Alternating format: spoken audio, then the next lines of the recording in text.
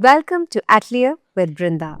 Being born and brought up in Tamil Nadu, and Tamil Nadu is the ground for Bharatanatyam. And how does it feel for you to specialize in Kathak, which is a North Indian style, and then create this very strong Dakshin Garna, the South Indian style of Kathak? The different styles of Kathak, the gharana itself means somewhere from which something sprouts or comes up, or that particular teacher or guru who has developed and evolved a certain style in a particular place. What happened with me was that I learned Bharatanatyam as a child, but it was with great difficulty my mother and my Bharatanatyam guru got me on that platform and finally made me do my Arangetram. And I must confess, I was one of the worst dancers.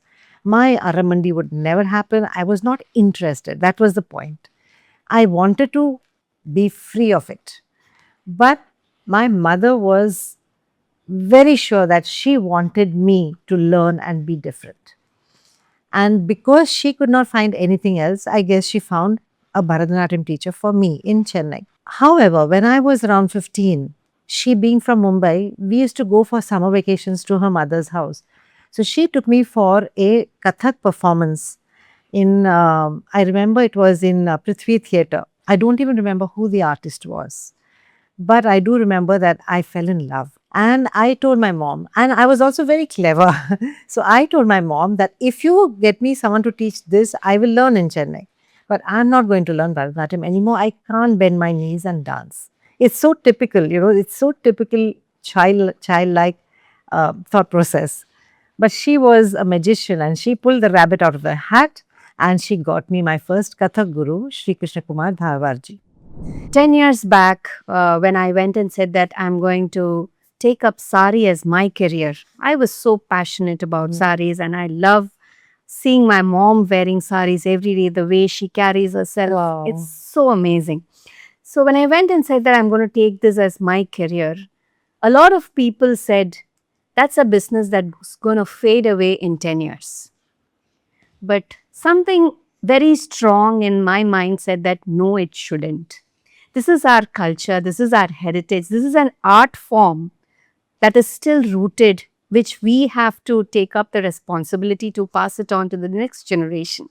So the young generation is very passionate, and I feel that they are so rooted to the culture and they have the thrive to stick on to what India is and the heritage that we belong to. Was it, were you very clear from the beginning that this is my space and I want to get here, or did it just evolve over time?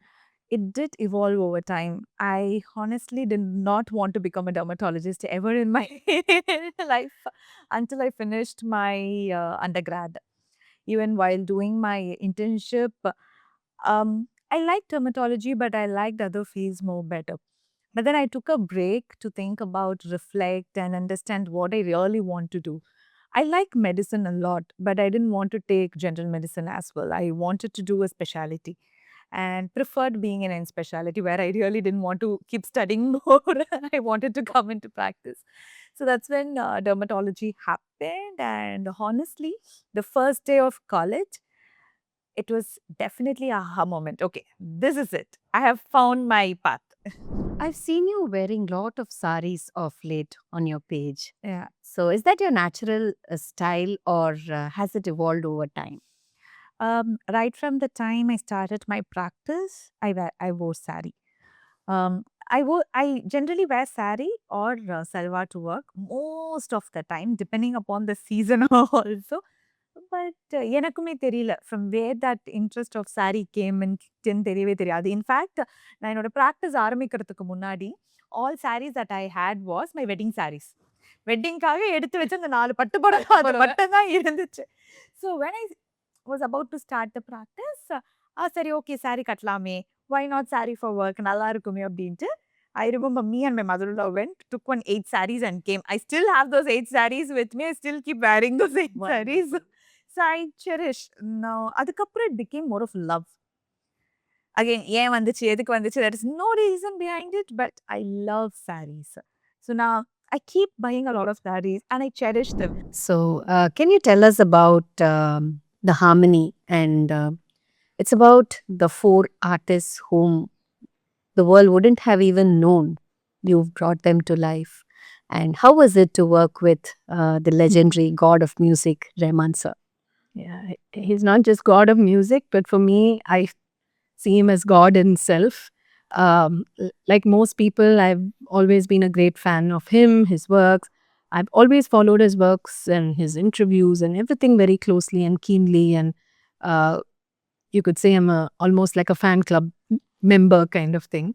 Um, it was again a chance opportunity that came my way when the producers, Kavitalya, who were K. Balachandra's company, daughter who's running the company, Pushpa ma'am, they read somewhere that this girl from Chennai, and that was very rare. Usually all these documentary films are made in Delhi and other states in India, but who is this girl from Chennai who's won National Award for documentary?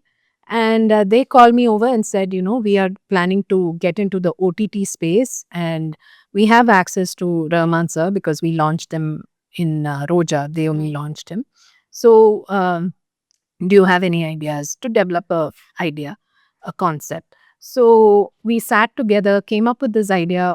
Obviously, with Rahman sir, it has to be music. It can't be anything else. Yes. So, what can we do within the music space? So, we had a team of research people I put together. And again, this was before the Insta boom. So, you really needed people who worked in the research space go and find these rare musical traditions. So they used to go interview, come back. I used to listen to the interview. We used to filter further. Then we might probably zero down on a drum percussion instrument. Then I would say, okay, now let's find a wind instrument. Or if we found somebody in the Northeast, then we would say, okay, let's try somebody from the South. So we used to, like, a whole lot of time actually went more into the research part of it than the actual shoot and the post production of the series. And because luckily I already knew Rahman sir's story from all the biographies and interviews that were put out, we were filtering musicians even based on who might be interesting to work with Rahman sir, have a discussion with Rahman sir. What are the common themes that you can find between the two people? So, and we kind of narrowed down on three musicians, and they were all three men. And I said, the fourth has to be a woman, we can't have an all man show. So then we went hunting really some more, like, who is this female musician that we find? And luckily we said, okay, why instrument? Why not singing? Because singing itself is also like an instrument. Yeah. So that's how we found a female musician from Manipur. And yes, so, and this was something I think at that point Rahman sir was doing, facing the camera almost for the first time in this kind of space, like a host of a show. So it was also very something new for him. And I'm so fortunate and blessed that he trusted me on this new idea, new theme altogether. Like nobody's done probably something like that. But there was a whole lot of trust he entrusted on me.